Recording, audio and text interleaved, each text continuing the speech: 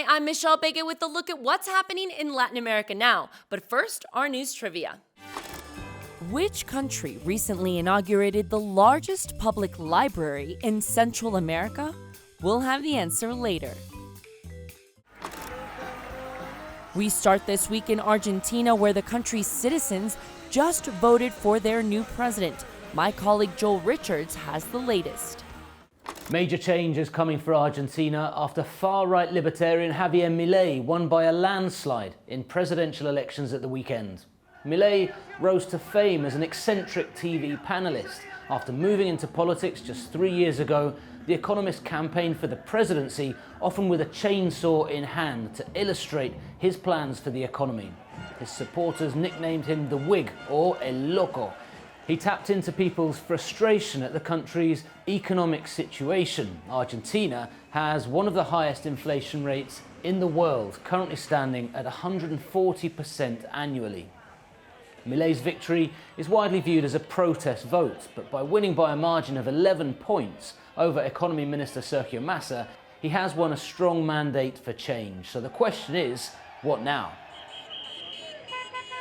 The transition has begun. Milei met with the outgoing president, the Peronist Alberto Fernandez, this week. The photo of the two suggests a frosty encounter. Elsewhere, in interviews, the president-elect has stated the next 6 months will be very difficult. Congratulations to Javier Milei. Amongst those to congratulate Milei on his victory were the former US President Donald Trump.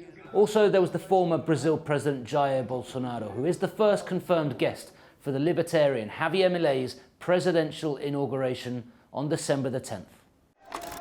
Now to my colleague Dan Collyns, who has a report on Ecuador's changing leadership. Michelle, Ecuador's new president, Daniel Noboa, was sworn in the capital Quito after winning the election last month. At 35 years of age, he's the country's youngest ever leader. To applause from the House, Noboa said he was ready to transform the country with a young vision, leaving behind old rivalries. Noboa, the heir to a banana fortune, says he will revive the country's ailing economy and create jobs.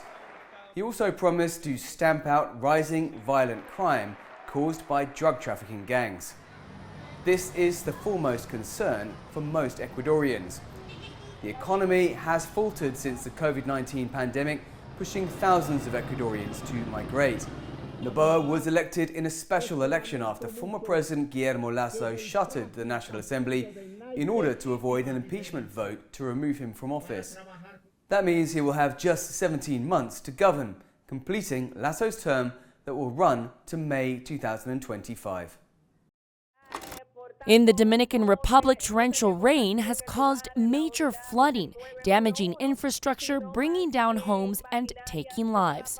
48 hours after the heavy rains began, at least 21 people were killed and 13,000 were displaced and had to move to more secure areas. President Luis Abinader says it's the largest rainfall event in the country's history, and that those who don't believe in climate change better start believing.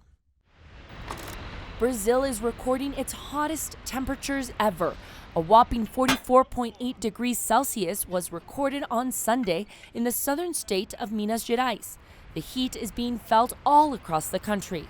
Consumption of energy has soared to record levels as citizens try to keep cool. Check out these images in Rio, where thousands of citizens went to the beach in an effort to cope without air conditioners. The scorching heat has been attributed to the El Niño weather phenomenon and climate change. Forecasters say the unforgiving temperatures are likely to peak this weekend. Now let's check out what stories we're following for next week.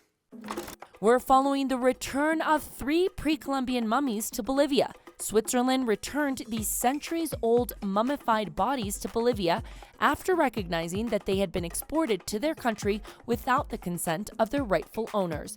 The 3 mummies were given to Bolivia's Ministry of Culture and received in a ceremony at the Geneva Ethnographic Museum. And now the answer to our news trivia. The answer is B.